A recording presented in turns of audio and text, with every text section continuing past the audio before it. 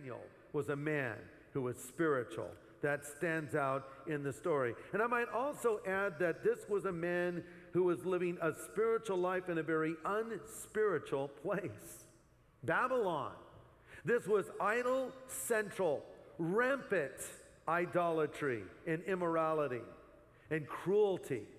And yet, here was Daniel in the midst of all this, in this luxurious palace. But despite all those allurements and temptations and enticements, Daniel remained righteous and even grew spiritually. Sometimes I think we might believe that the way to be strong spiritually is to always be surrounded by Christians. And I think it's very important that we go out of our way to be with our Christian brothers and sisters and spend time in fellowship. But maybe we want to sort of put ourselves in a Christian bubble, and we want to put our kids in a Christian school, and we want to have a job at a Christian workplace and be surrounded by believers. And though that's a wonderful thing, not all of us have that luxury.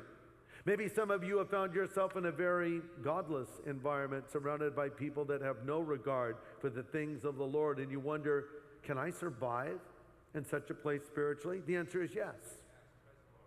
If Daniel could, you sure can.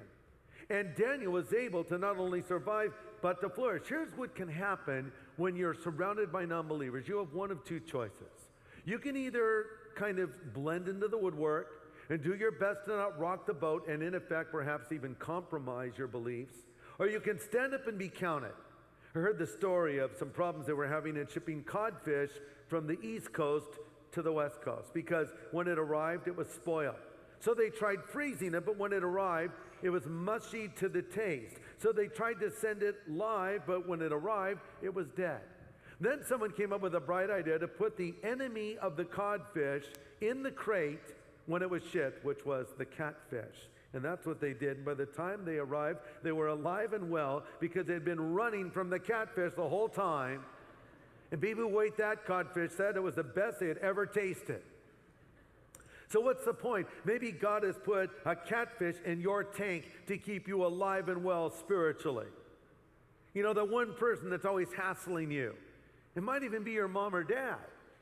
Or it might even be your brother, your sister. It might be that person that sits next to you in school or works next to you on the work site or has a cubicle next to you at your office or it's a neighbor that's right next door or in front of you or behind you and they're like that catfish in effect, but God can use it to get you stronger spiritually. Daniel was a spiritual man in a very unspiritual place.